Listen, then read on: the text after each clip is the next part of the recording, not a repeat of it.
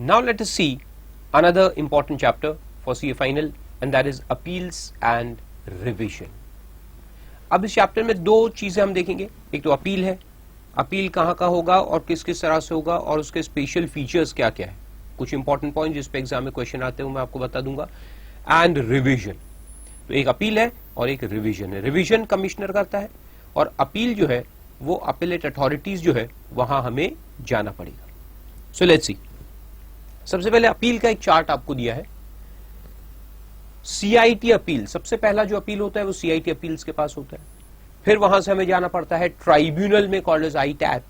Tribunal से हम जाते हैं हाई कोर्ट और हाई कोर्ट के बाद लास्ट में आता है सुप्रीम कोर्ट. ये तो सब जानते हैं. ब्रीफ है रिगार्डिंग टाइम लिमिट्स, कितने टाइम में जाना है, कौन से फॉर्म में एप्लीकेशन करना है. तो ये एग्जाम के पहले एक बार आप स्टडी करके जाएंगे, जल्दी से आपको रिवाइज हो जाएगा. तो टाइम लिमिट सबसे पहले सीआईटी अपील्स का दिया है, 30 डेज में जाना होता है. आईटैट में 60 डेज हो जाता है, हाई कोर्ट में 120 डेज होता है और सुप्रीम कोर्ट में जाने का टाइम 90 डेज का होता है. और time limit for disposal of appeal भी दिया है. सीआईटी अपील्स 1 साल में डिस्पोज करता है, आईटैट 4 साल का टाइम होता है. लेकिन ये जो डिस्पोजल के टाइम है ये मैंडेटरी नहीं होते. If possible they will complete the appeal, यानी कि hear the appeal and decide the case within 1 year और 4 years as case may be. मगर ये मैंडेटरी टाइम लिमिट नहीं है. यानी अगर इस टाइम में कंप्लीट नहीं भी हुआ अपील तो कोई बात नहीं, आगे डिसीजन आएगा.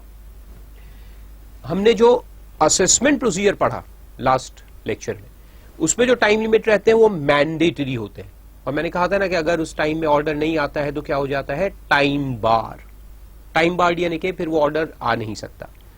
तो असेसमेंट के टाइम और अपील के जो टाइम है उसमें ये डिफरेंस होता है, उसको आप नोट करके रखेंगे. यहां जो ये टाइम है 1 ईयर या 4 years, ये क्या है, मैंडेटरी नहीं है, डायरेक्टरी टाइम है. डायरेक्टरी नेचर का प्रोविजन है कि इसमें डायरेक्ट गवर्नमेंट का डायरेक्शन है कि आप डिसाइड कर लो.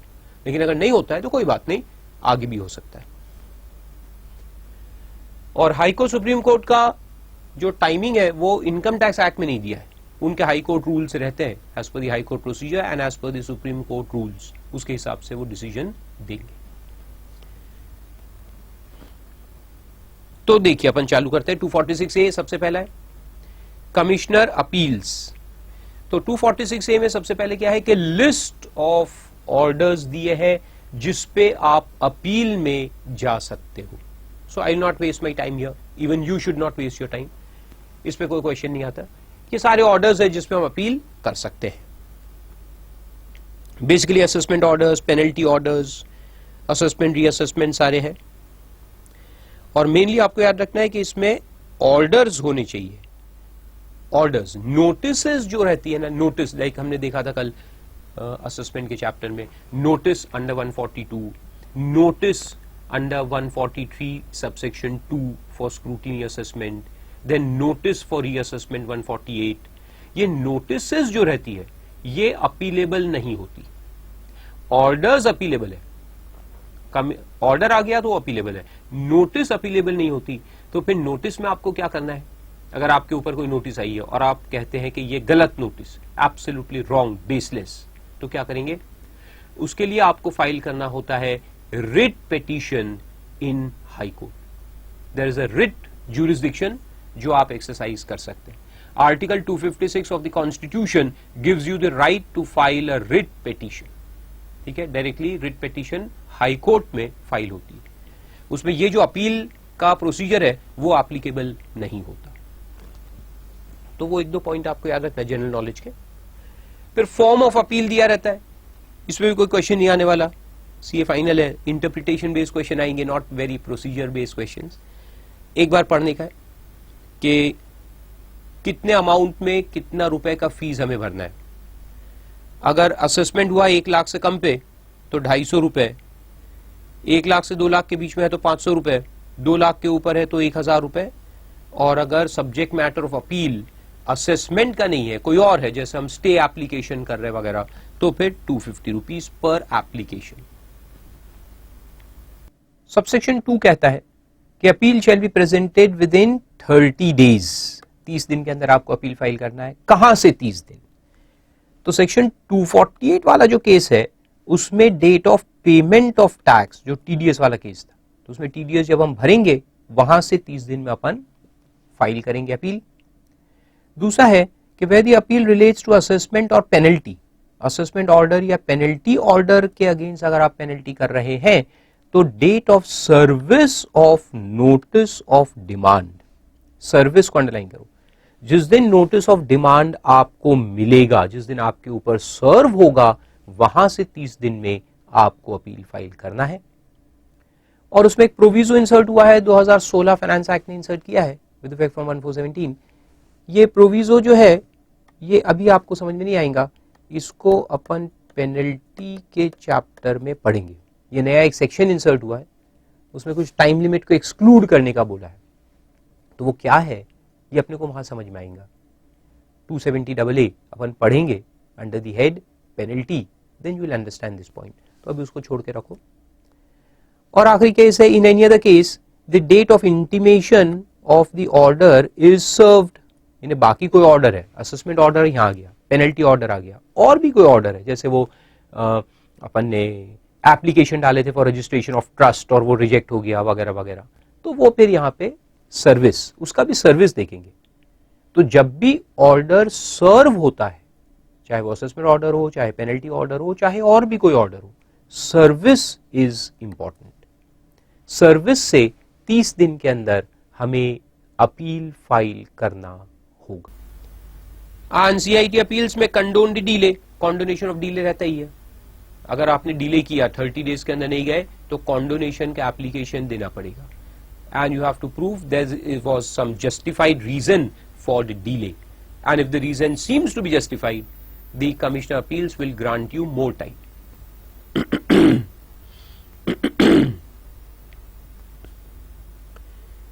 फिर एक केस है, amount of tax to be paid.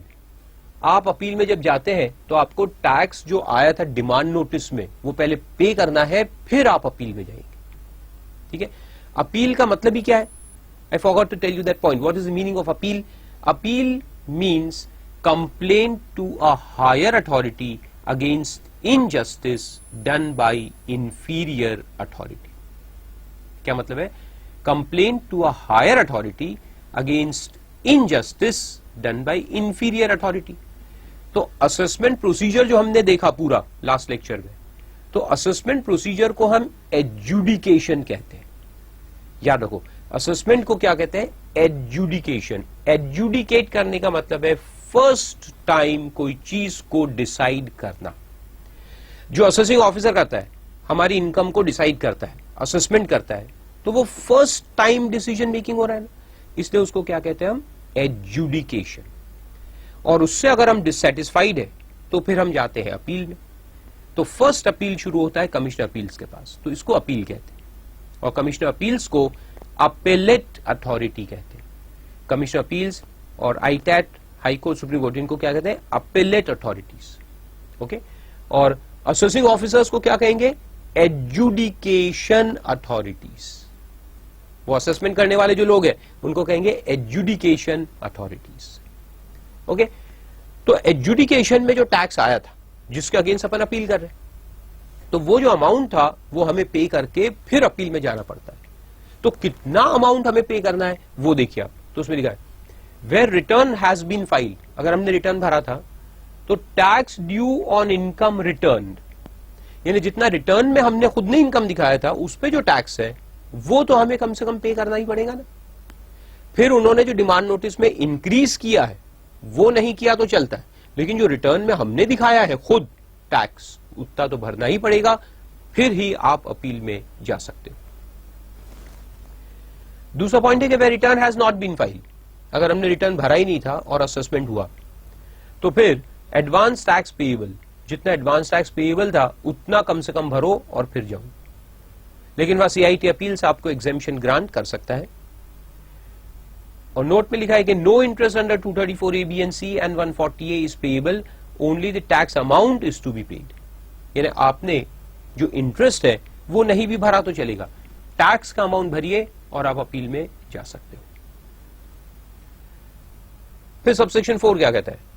No appeal shall be admitted unless at the time of filing of appeal यही चीज है, whether return has been file, amount जो रिटर्न इनकम पे है वो पे करो। दूसरे केस में दिया है कि रिटर्न फाइल नहीं किया है तो जितना एडवांस टैक्स पेएबल था आपका उतना तो कम से कम आपको पे करना पड़ेगा before you going to appeal. लेकिन पे लिखा है कि provided that in the case falling under clause B, ये वाला केस जो है clause B, on an application made by the appellant, जो अपील करता है उसको अपीलेंट कहते हैं, CIT appeals may for good and sufficient reason recorded in writing exempt him from payment of such tax, उसको एग्जेम्प्ट कर सकते हैं।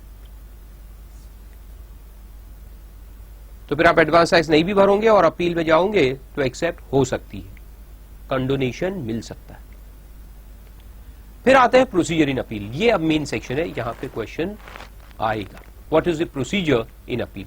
डायरेक्ट थियरी क्वेश्चन नहीं आता, उसमें घुमा फिरा के पूछेंगे आपसे कि ऐसा ऐसा हुआ तो बराबर था कि नहीं था।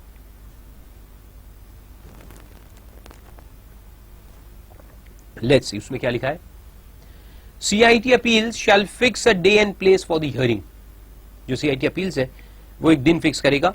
चलो मैं आपको पहले उसका पूरा ब्रीफ आइडिया दे देता हूं। हमने अपील फाइल किया, जो अपील फाइल करता है उसको क्या कहते हैं, अपीलेंट, और जिसके अगेंस्ट किया यानी हमने असेसिंग ऑफिसर के अगेंस्ट अपील डाला तो उसको कहते हैं डिफेंडेंट। क्या कहेंगे उसको, डिफेंडेंट या रिस्पोंडेंट ऑफ द केस। तो हमने अपील फाइल कर दिया है। ये जो अपील होता है ये दो क्वेश्चंस पे हो सकता है, question of fact and question of law. ये दो मेन चीजें हैं इस चैप्टर के अंदर, question of facts and question of law. Question of fact यानी क्या, फैक्चुअल पॉइंट्स जो रहते हैं, जैसे हमको इनकम हुई कि नहीं हुई, यानी whether we have received a sum or not, is question of fact. क्या हमें पैसा मिला कि नहीं, क्या हमने गुड्स बेचा कि नहीं, क्या हमने एक्सपेंस किया कि नहीं, ये सब क्या है, question of facts. Question of facts prove होते हैं on submission of evidence, correct. Question of fact को आप प्रूव कैसे करेंगे, एविडेंस सबमिट करके, कि देखिए एविडेंस है, ये शो कर रहा है कि हमने एक्सपेंडिचर किया है या इनकम हुई। फिर सवाल आया कि वो जो रिसीट थी वो इनकम की डेफिनेशन में आती है कि नहीं आती, वो कौन से हेड में चार्ज होगी, क्या उसे एग्जेम्पशन सेक्शन 10 में मिलेगा या नहीं, क्या उसमें डिडक्शन अलाउ होगा कि नहीं, ये सब जो बातें हैं जहां पर हम लॉ को अप्लाई कर रहे हैं, हम देख रहे हैं कि सेक्शन लगता है कि नहीं, उसको कहते हैं क्वेश्चन ऑफ लॉ। तो रिसीट हुई है, सवाल आया कि इनकम है कि नहीं, तो सेक्शन 2 क्लॉज 24 को लगा के देखना पड़ेगा, तो उसको कहेंगे क्वेश्चन ऑफ लॉ। क्या मुझे डिप्रिसिएशन मिलेगा कि नहीं, क्वेश्चन ऑफ लॉ। तो सेक्शन को जब लगाने की बात होती है तो उसको कहते हैं हम क्वेश्चन ऑफ लॉ, ठीक है। तो दो चीजें, अब क्वेश्चन ऑफ लॉ को कैसे प्रूव करेंगे, क्वेश्चन ऑफ लॉ को हम इंटरप्रिटेशन से प्रूव करेंगे, उसमें कोई एविडेंस की जरूरत नहीं, उसमें कोई प्रूफ की जरूरत नहीं है, सबूत की जरूरत नहीं है, उसमें है इंटरप्रिटेशन। हम कोर्ट को बताएंगे कि ये सेक्शन इस चीज को एप्लीकेबल है, ऐसा हम कह रहे हैं, और ये हमारे रीजंस है ऐसा कहने के लिए। तो वो रीजंस से आपको साबित करना पड़ेगा, ठीक है। तो इसमें सबूत की जरूरत नहीं है, प्रूफ की जरूरत नहीं है, डॉक्यूमेंटरी एविडेंस की जरूरत नहीं है, ठीक है। Question of facts and question of law. अब एक बात और बता दूं आगे जाने के पहले कि क्वेश्चन ऑफ फैक्ट्स जो है वो हम कमिश्नर अपील्स के पास भी जा सकते हैं, उसके बाद ट्राइब्यूनल आता है, इनकम टैक्स अपीलेट ट्रिब्यूनल, वहां भी जा सकते हैं। लेकिन ट्राइब्यूनल का जो डिसीजन होता है क्वेश्चन ऑफ फैक्ट्स के ऊपर वो फाइनल होता है, उसके बाद हाई कोर्ट या सुप्रीम कोर्ट में आप अपील नहीं कर सकते। यह बहुत इंपॉर्टेंट बात है आपको समझना है। Question of facts can be appealed only to commissioner appeals and to tribunal, that's it. You cannot take question of fact to High Court और Supreme Court। लेकिन क्वेश्चन ऑफ लॉ जो है वो आप चारों स्टेज पे अपील कर सकते हो। Question of law can be raised before commissioner appeals, before tribunal, before high court as well as supreme court. यानी उल्टा कहने का मतलब क्या है कि हाई कोर्ट और सुप्रीम कोर्ट में सिर्फ क्वेश्चन ऑफ लॉ पे अपील हो सकती है, क्वेश्चन ऑफ फैक्ट पे नहीं हो सकती, ठीक है। तो ये बातों को आप याद रखें, एक इंपॉर्टेंट बात। अब दूसरी बात देखते हैं कि हमने अपील डाला है, तो अपील में हम क्या फाइल करेंगे, मेमोरेंडम ऑफ अपील। जो डॉक्यूमेंट रहता है उसको कहते हैं मेमोरेंडम ऑफ अपील।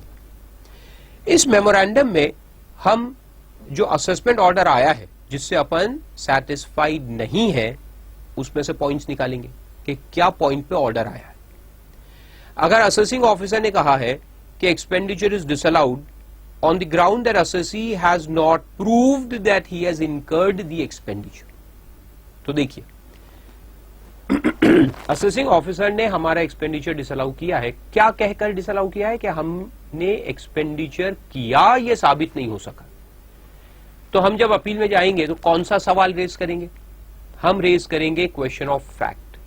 हम कमीशन अपील्स के सामने साबित करेंगे कि हमने एक्सपेंडिचर किया था। दूसरा पॉइंट, अगर वो कहता है, असेसिंग ऑफिसर असेसमेंट के अंदर कहता है कि एक्सपेंडिचर इनकर हुआ था, but it was not for the purpose of business, hence disallowed under section 37(1), तो हम जाके ये कोर्ट में साबित करेंगे कि it is an expenditure for the purpose of business। यानी हम क्या रेज कर रहे हैं? Question of law.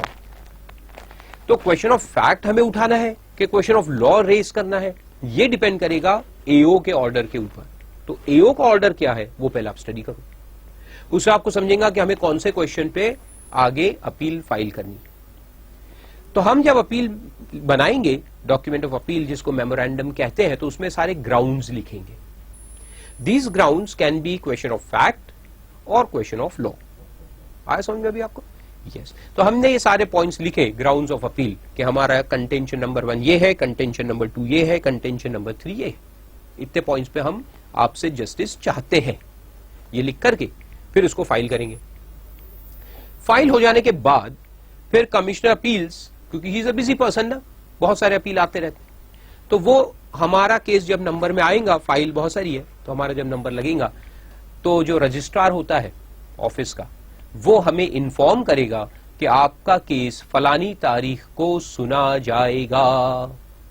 इंटीमेशन आई, डेट, टाइम एंड प्लेस का, कि इस जगह आपको हाजिर होना है, अपील आपका सुना जाए फलानी ऑफिस में इतने बजे इस दिन पे। फिर एक नोटिस हमें आएगा, एक नोटिस असेसिंग ऑफिसर को जाएगा, फिर हम दोनों उस दिन वहां जाएंगे, फिर अपील शुरू होगा। तो फर्स्ट राइट ऑफ हियरिंग, सुनवाई का पहला हक किसको मिलेगा? फारूक हक को, यानी कि असेसी को। तो हम अपील में गए थे, तो जो अपेलांट होता है उसको पहला मौका दिया जाएगा बोलने का। वो अपने केस को सामने रखेगा, कंटेंशंस रखेगा, आर्ग्यूमेंट्स करेगा। मैं खुद जा सकता हूं या मेरे सीए को या मेरे वकील को भेज सकता हूं, यानी उसको रिप्रेजेंटेटिव कहते हैं। वकालतनामा करके एक डॉक्यूमेंट रहता है, अथॉरिटी लेटर, उसको हम साइन करके, एसएससी साइन करके अपने सीए को या अपने वकील को देगा, एडवोकेट। फिर वो जाके वहां अपील करेगा, यानी बोलेगा, ठीक है, प्रेजेंट करेगा केस को। तो प्रेजेंटेशन में क्या होता है कि हम हमारे जो क्वेश्चंस हमने रेज किए हैं उसको साबित करेंगे, या तो एविडेंस के बेसिस पे, क्वेश्चन ऑफ फैक्ट है तो, या फिर आर्ग्यूमेंट्स के बेसिस पे, इंटरप्रिटेशन के बेसिस पे ऑन क्वेश्चन ऑफ लॉ। और क्वेश्चन ऑफ लॉ में जो हम इंटरप्रिटेशन बता रहे हैं कोर्ट को कि ये सेक्शन का मतलब ऐसा होना चाहिए, तो उसमें हम पुराने जो केसेस है डिसाइडेड उसको भी यूज करेंगे, पुराने डिसाइडेड केसेस को यूज करेंगे, तो उसको साइटेशन ऑफ केसेस कहते हैं, तो वो हम सामने रखेंगे। अब हमारी बात सुन ली तो फिर दूसरा मौका दिया जाएगा असेसिंग ऑफिसर को उसकी बात रखने का, फिर वो अपनी बात रखेगा। दोनों को सुनने के बाद कमिश्नर अपील से अपना दिमाग लगाएगा और डिसीजन देगा। That decision has to be given by way of an order in writing, and this order will contain the points on which the decision is given.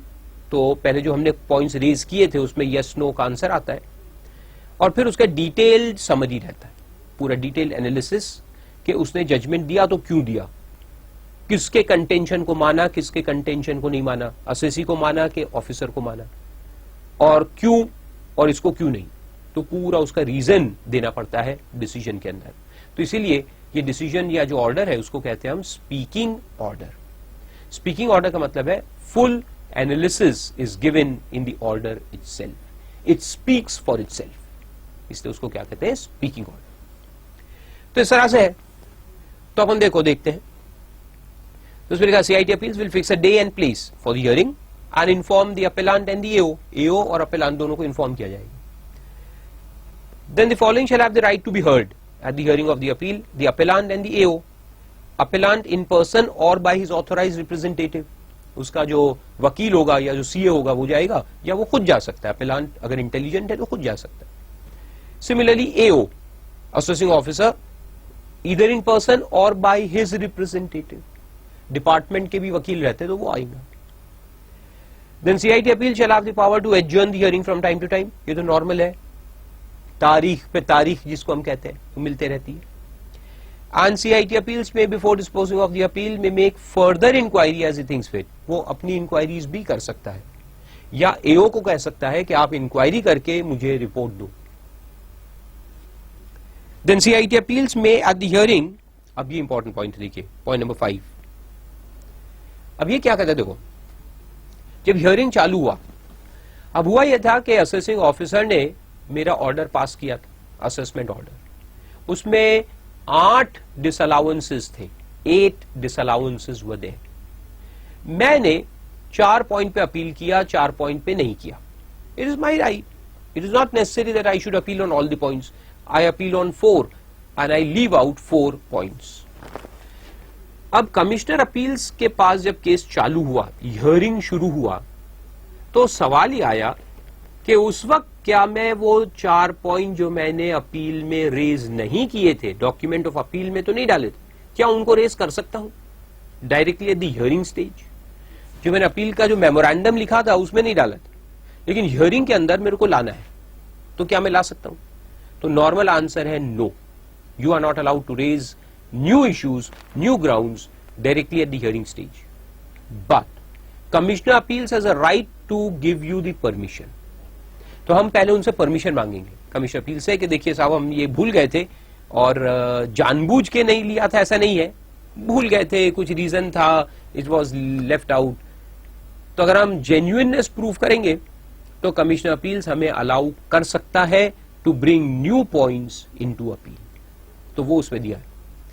CIT appeal में at the hearing of the appeal allow the appellant at the hearing stage है, इसको कहते हैं at the hearing stage, allow the appellant to go into any ground of appeal not specified in the grounds of appeal. जो original हमने grounds file किए हैं उसमें नहीं था, लेकिन हम लाना चाहते हैं हियरिंग में, तो अलाउ किया जा सकता है if he is satisfied that the omission of the ground from the form of appeal was not willful or unreasonable. तो हम ये साबित करेंगे कि हमने जानबूझ के छोड़ा था, ऐसा नहीं है, और अनरीजनेबल भी नहीं है, it was a reasonable point two leave out, तो फिर वो अलाउ कर सकता है. फिर आगे चलते हैं. Order shall be in writing, ये तो मैंने आपको बताया राइटिंग में होगा उसका ऑर्डर.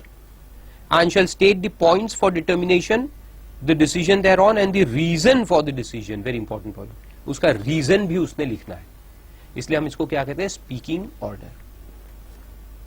और 1 साल में हो सके तो 1 साल में डिसाइड करने का है. If it is possible he has to decide within 1 year. वहां लिखा है देखो, where it is possible. And on disposal of the appeal he shall communicate the order. Obvious है, जब ऑर्डर आ जाएगा तो दोनों पार्टी को एक कॉपी दे देंगे. Very simple. फिर 251 में पावर्स ऑफ कमिश्नर अपील्स दिया है.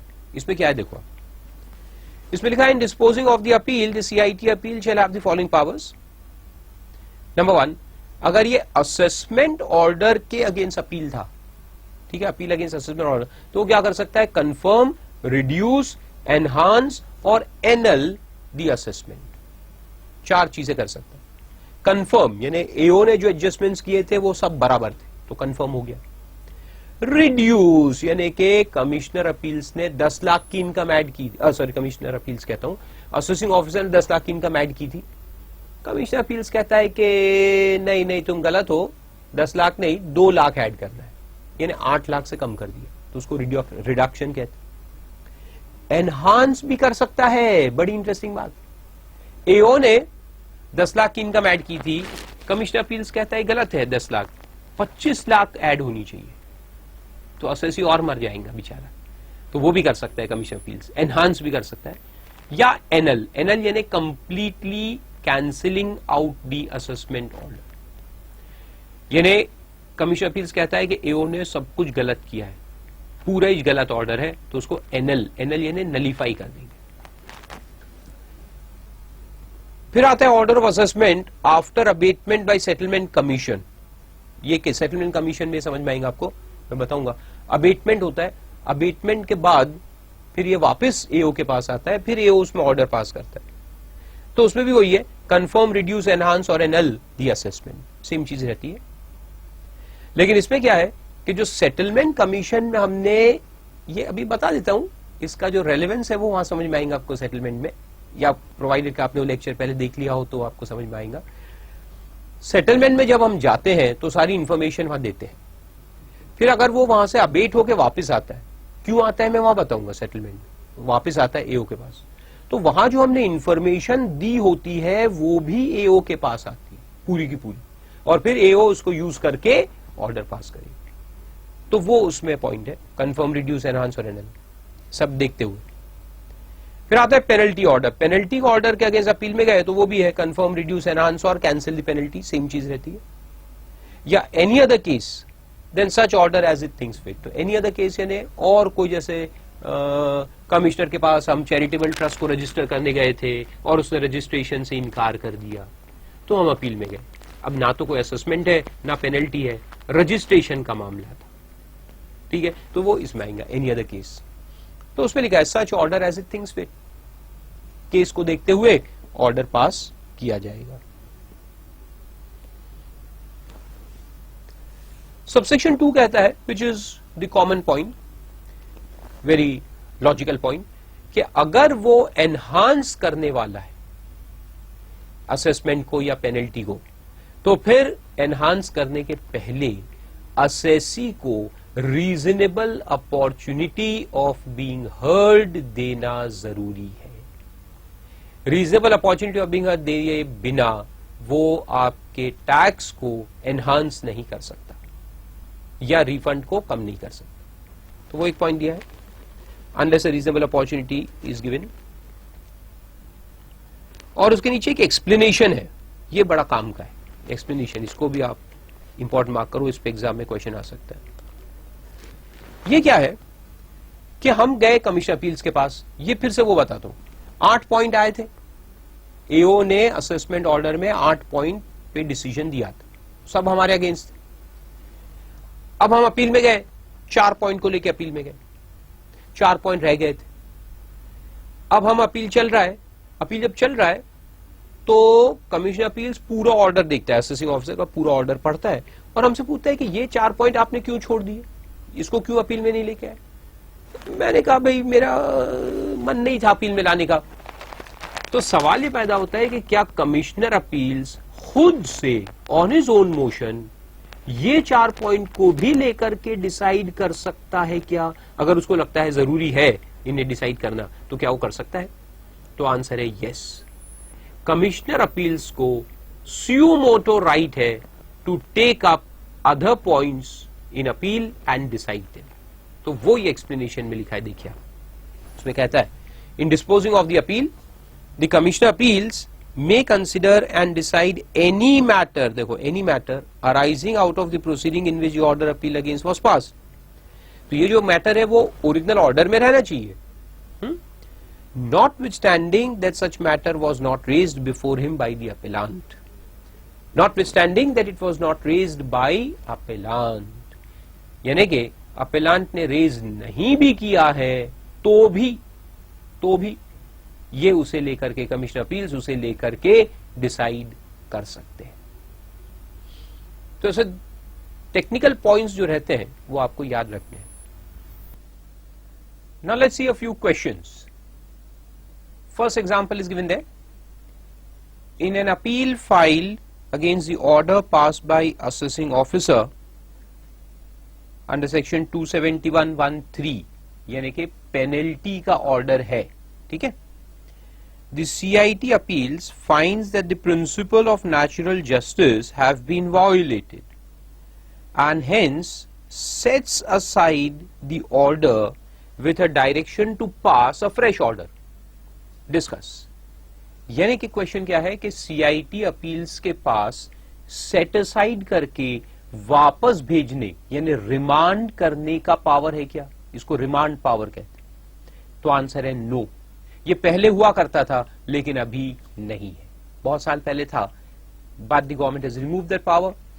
हमने देखा कमिश्नर अपील्स के पास सिर्फ कंफर्म करने का पावर है, या अमेंड करने का, या कैंसिल करने का, सेट असाइड और वापस भेजने का पावर नहीं। तो वही आंसर आपको लिखना है।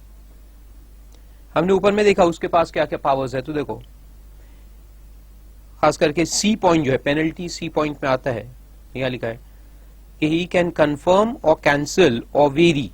वेरी यानी ऊपर नीचे करना, अमेंड करना।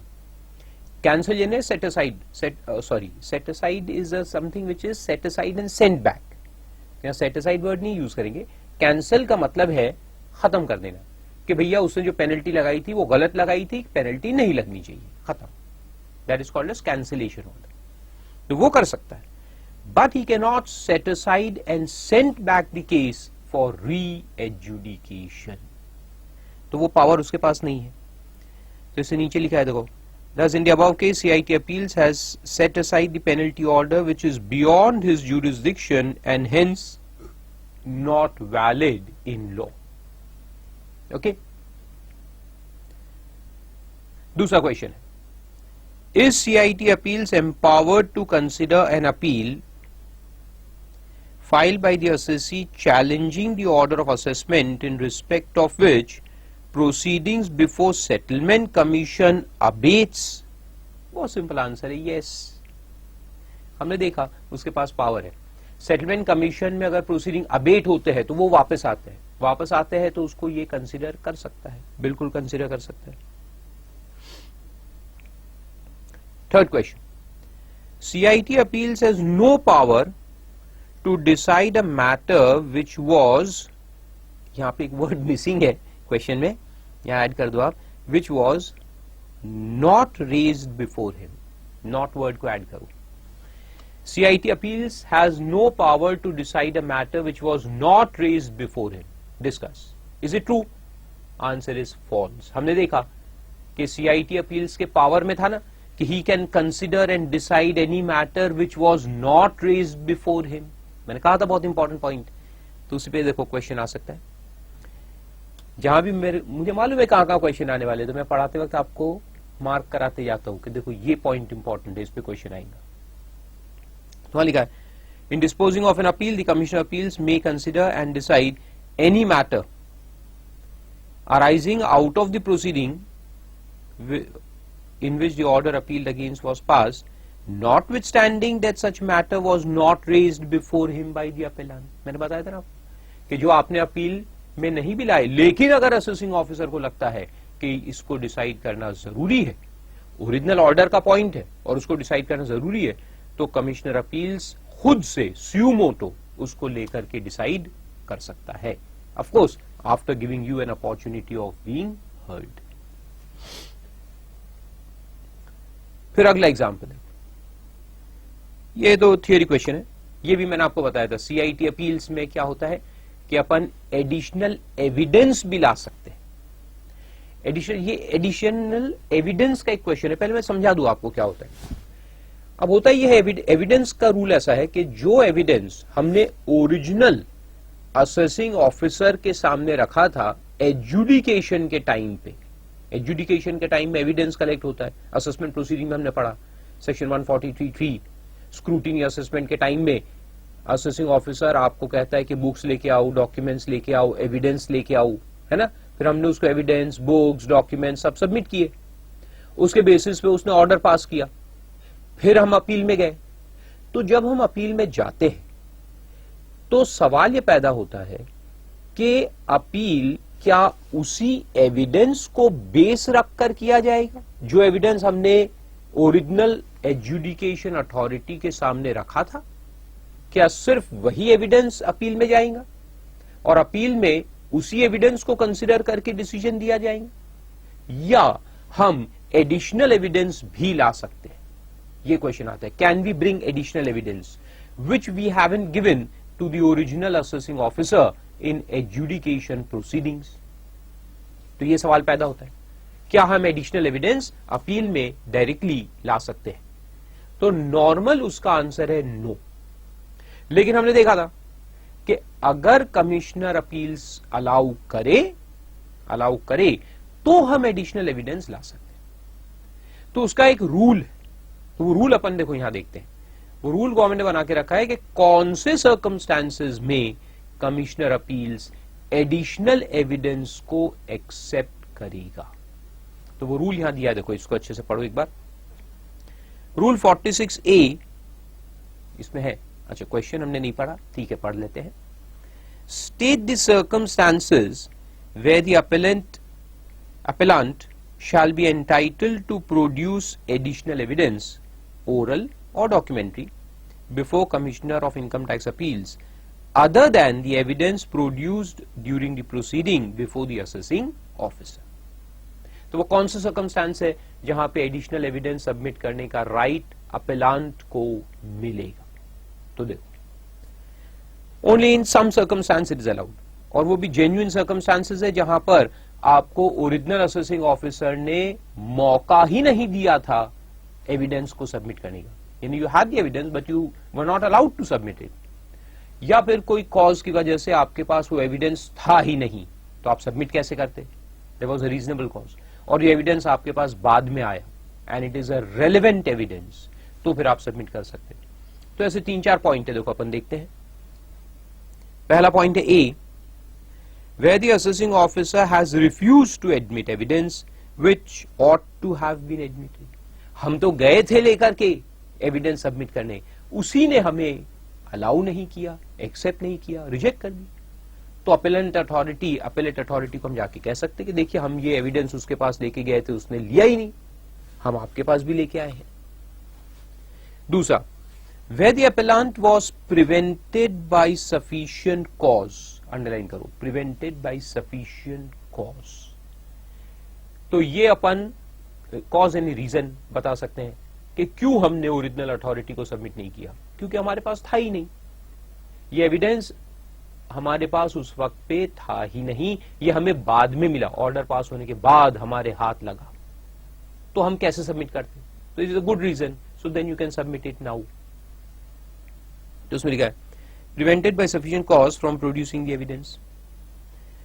Third, where the appellant was prevented by sufficient cause from producing the assessing officer any evidence which is relevant to the ground of appeal, which is relevant to the ground of appeal. अब ये दोनों point में difference क्या है? B point कहता है which was called upon by assessing officer, officer ने बुलाया था लेकिन हम नहीं दे पाए थे क्योंकि हमारे पास था ही नहीं, कोई रीजन था। और चौथा क्या है, थर्ड वन क्या है कि ये रेलेवेंट ग्राउंड है, रेलेवेंट एविडेंस है, लेकिन हमारे पास उस वक्त नहीं था, हम सबमिट नहीं कर पाए थे। हालांकि एओ ने बुलाया नहीं था, हमें ही देना था, लेकिन हम नहीं दे पाए थे because of some genuine reasons, valid grounds, तो फिर हम सबमिट कर सकते हैं। And fourth one, the assessing officer has made the order appealed against without giving sufficient opportunity to the appellant to adduce evidence. हमें अपॉर्चुनिटी ही नहीं दी उसने, बहुत जल्दी में उसने ऑर्डर पास कर दिया। हमने उसको कहा था, हमने वक्त मांगा था 5 दिन हमें दीजिए एविडेंस लाने के, लेकिन उसने नहीं माना, ऑर्डर पास कर दिया। जैसे सीए स्टूडेंट्स के साथ होता है, इंस्टीट्यूट प्रॉपर अपॉर्चुनिटी नहीं देता। अरे 3-4 साल देने चाहिए ना स्टडीज के लिए, 6 महीने देता है 6 महीने में कहां स्टडी होगी? They don't give us reasonable opportunity to submit the evidence that we are ready to pass CA. खैर, तो 4 पॉइंट्स आपको याद रखना है, 4 मैटर्स है जहां पे एडिशनल एविडेंस हम सबमिट कर सकते हैं। फिर एक एग्जांपल है कि CIT appeals can not admit an appeal beyond 30 days from the date of receipt of the order by SSC। बहुत चिल्लर है, उसके पास कॉन्डोनेशन का राइट है, तो लिखेंगे अपन कि ये बात गलत है। CIT appeals has a right to condone the delay. वहां लिखा है देखो, CIT appeals has the power to condone such delay if it satisfied that the appellant was prevented by sufficient cause. Simple point. Then another example, the last one is कि the first appellate authority has the power to stay demand, power to stay।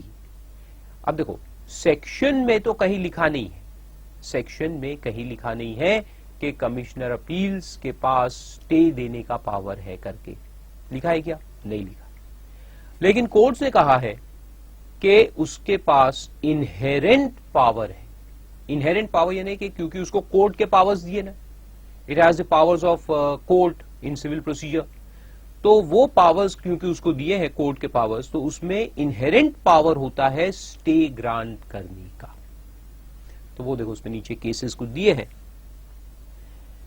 लिखा है appellate jurisdiction conferred on the first appellate authority under section 251 impliedly grants the power of doing all such acts as are essentially necessary to its effective exercise.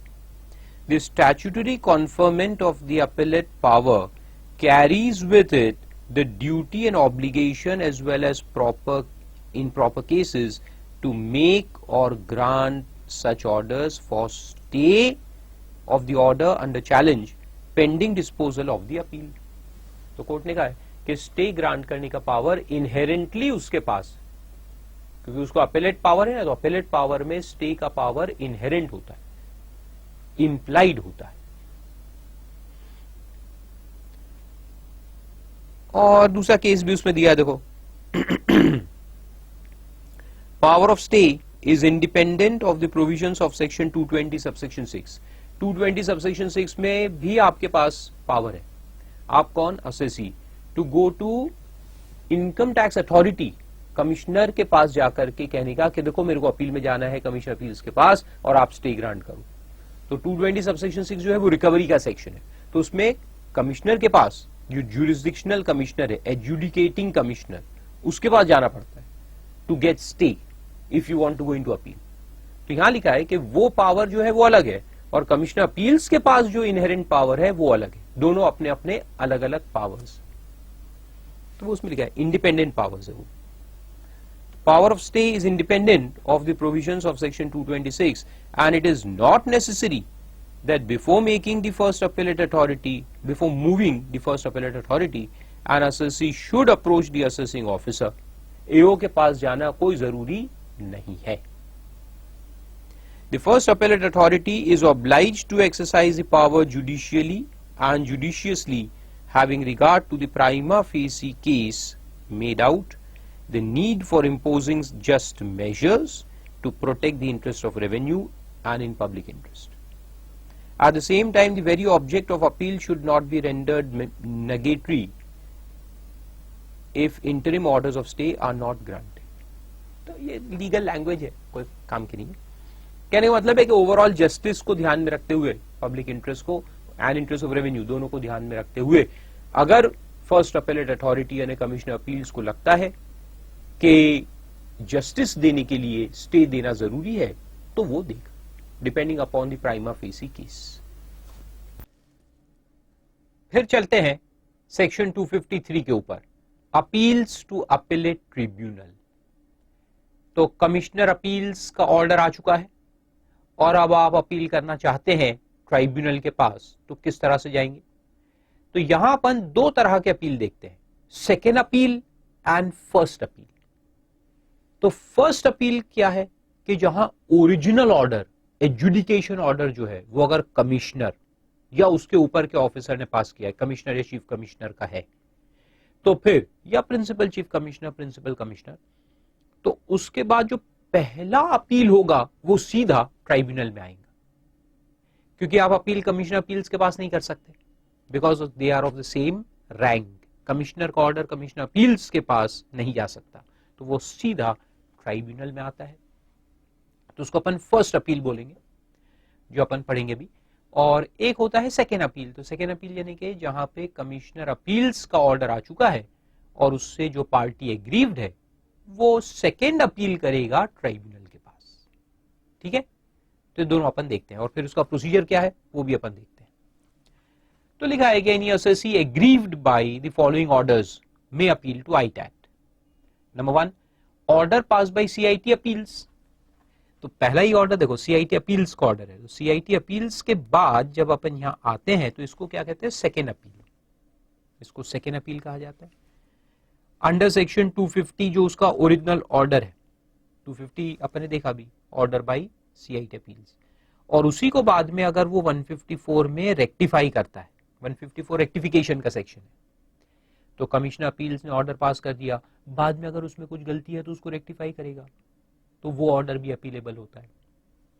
या फिर penalty orders, ये penalty के sections, जहां पे commissioner appeals ने penalty लगाया है, तो अपन कहां जाएंगे? ट्राइब्यूनल के पास। तो ऊपर में अंडरलाइन कर दो आप असेसी, तो ये अपन असेसी की बात कर रहे, पहले अपन लोग जो एग्रीव्ड है तो अपन अपील में जाएंगे, फिर अपन डिपार्टमेंट कैसे अपील में जाता है वो भी देखेंगे। फिर उसके बाद के जो ऑर्डर्स है सारे, ये फर्स्ट अपील के ऑर्डर्स है, क्योंकि ये सारे प्रिंसिपल कमिश्नर या प्रिंसिपल चीफ कमिश्नर या चीफ कमिश्नर या कमिश्नर के जो ऑर्डर्स होते हैं, ओरिजिनल ऑर्डर्स, तो उसमें पहला अपील जो होता है वो सीधा ट्राइब्यूनल में होता है। तो वो अपन देखते हैं, बहुत सारे ऑर्डर्स है। 12AA रजिस्ट्रेशन ऑफ ट्रस्ट का एक ऑर्डर होता है। फिर 80G5 ये भी रजिस्ट्रेशन ऑफ ट्रस्ट है, जो डोनेशन लेता है 80G में, याद है 80G5। फिर 263 रिवीजन ऑर्डर ऑफ कमिश्नर, ये भी आगे चल के अपन देखेंगे।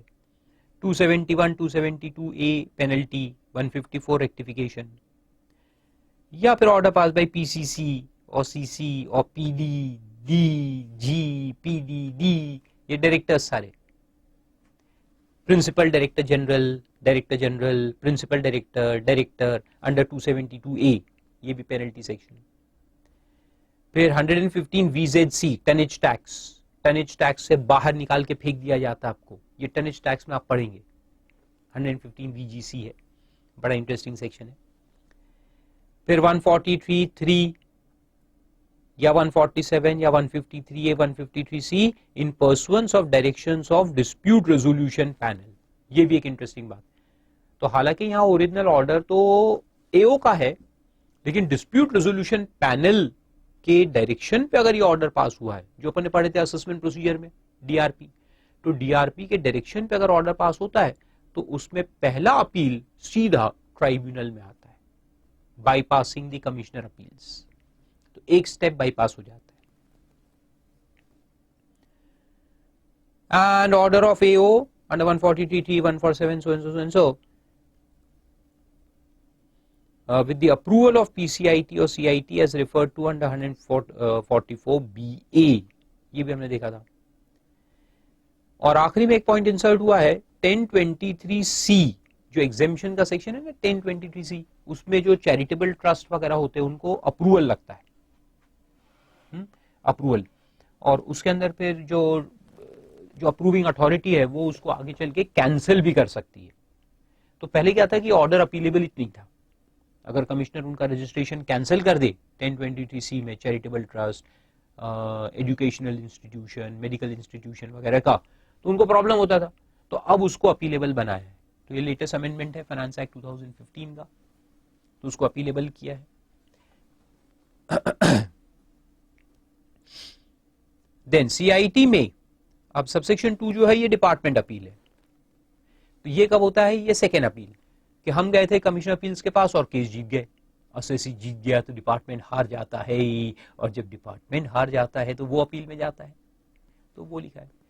तो वहां CIT जो होता है, commissioner of income tax, may if he objects to the order of CIT appeals under 154 or 250 may direct the AO to appeal to appellate tribunal against such order, simple।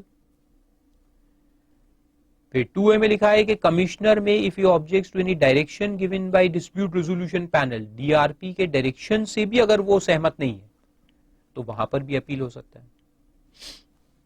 144C के अंदर जो DRP होता है, in respect of objection filed on or after 1st July 2012 by the SSE under 144C2, in pursuance of which the assessing officer has passed an order completing the assessment or reassessment, direct the AO to appeal to appellate tribunal against the order। यानी वो DRP के direction के बाद अगर AO ने order pass किया है और कमिश्नर उससे सहमत नहीं है तो वो फिर अपील में जाएगा। Then every appeal shall be filed within 60 days time तो याद रखना है आपको। And every appeal under subsection 2A, ये जो है 2A DRP पैनल के अगेंस्ट में, वो भी 60 डेज में फाइल करना है। from the date on which the order sought to be appealed against is passed by the assessing officer in pursuance of 144C5. Then the assessing officer or the assessee as the case may be on receipt of notice. अब ये बड़ा काम का subsection 4 है, इसको हम कहते हैं मोको, मेमोरेंडम ऑफ क्रॉस ऑब्जेक्शन।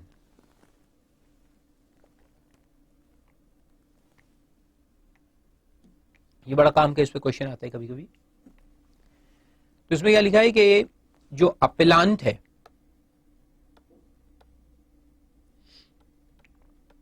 जिसने अपील फाइल किया वो अपीलांट कहलाता है, वो आईटैट में गया। तो कभी कभी क्या होता है कि जो ओरिजिनल ऑर्डर था, ओरिजिनल ऑर्डर में समझ लो जैसे कमिश्नर अपील्स का ऑर्डर आया, उसमें 5 पॉइंट डिसाइड हुए, 5 में से 3 असेसी के फेवर में आ गए और 2 उसके अगेंस्ट में गए। तो असेसी ने सोचा कि यार 3 पॉइंट पे तो अपन जीत गए, so why to go into further appeal. हाँ ठीक है, 2 पॉइंट पे हारे हैं, लेकिन ठीक है जाने दो, चलो will not go into appeal. तो असेसी चुपचाप बैठ गया। लेकिन डिपार्टमेंट ने कहा कि नहीं नहीं नहीं, हम ये 3 पॉइंट पे अपील में जाएंगे, जो हारे हैं उस पर अपील में जाएंगे। तो अपीलांट जो है वो 3 पॉइंट को अपील में लेकर के आया, लेकिन ओरिजिनल ऑर्डर में तो 5 पॉइंट डिसाइड हुए थे ना। ऑब्वियसली जो आपके फेवर में है उसको आप अपील करेंगे क्या? नहीं, जो अगेंस्ट में उसी को तो अपील करेंगे ना। तो अपीलांट 3 पॉइंट को लेकर अपील में आया, तो इसका एक कॉपी जो रिस्पोंडेंट है, सेकेंड पार्टी, उसको दिया जाता है, तो उसको अदर पार्टी लिखते हैं। तो ये अदर पार्टी को जब इसका नोटिस मिलेगा, अपील का नोटिस मिलेगा, तो उसको एक राइट मिलता है। क्या राइट मिलता है? कि जो 2 पॉइंट ओरिजिनल ऑर्डर में थे, जो अपीलांट ने अपील नहीं किए, उसको वो फाइल कर सकता है। एक डॉक्यूमेंट उसको फाइल करने का राइट है, उसको कहते हैं memorandum of cross objection. Memorandum of cross objection, मोको, वो फाइल करेगा और उसके अंदर जो 2 पॉइंट बचे हुए हैं वो लेकर के आ सकता है। तो कहेंगे ना, जब आप आ ही गए हैं मैदान जंग में 3 पॉइंट को लेकर के, तो मैं भी 2 पॉइंट लेकर आऊंगा। वैसे मैं नहीं लाने वाला था, मैं अपील नहीं करने वाला था, लेकिन क्योंकि आप आए हैं तो मुझे तो आना ही पड़ेगा लड़ने के लिए। तो जब लड़ने आना ही है तो मैं मेरे पॉइंट भी लेके आता ना। तो ऐसा उसको अलाउड है। That is called as memorandum of cross objection. तो अपीलांट जो भी होगा, सपोज अपीलांट असेसी है तो डिपार्टमेंट मोको फाइल करेगा, और अपीलांट डिपार्टमेंट है तो असेसी मोको फाइल करेगा। जो भी अदर पार्टी है उसको राइट है to file memorandum of cross objection. तो कैसे होता है देखो, यहां दिया है, the assessing officer or the assessee as the case may be on receipt of notice of appeal. तो ये अदर पार्टी की बात कर रहे हैं ना। अदर पार्टी कौन? असेसिंग ऑफिसर या assessee. On receipt of notice of appeal against the order of the Deputy Commissioner Appeals or as the case may be the Commissioner Appeals. Deputy Commissioner Appeals तो खत्म हो गए, पहले जमाने में हुआ करते थे, इसे लिखा है, लेकिन अभी ये है Commissioner Appeals. Or the assessing officer in pursuance of directions of DRP, DRP के directions के ऊपर, has been preferred under subsection 1 or 2 or 2A by the other party may, notwithstanding that he may not have appealed, notwithstanding that he may not have appealed, यानी वो वैसे appeal में नहीं जाने वाला था, लेकिन क्योंकि दूसरा पार्टी आया है तो उसको जाना तो पड़ेगा ही।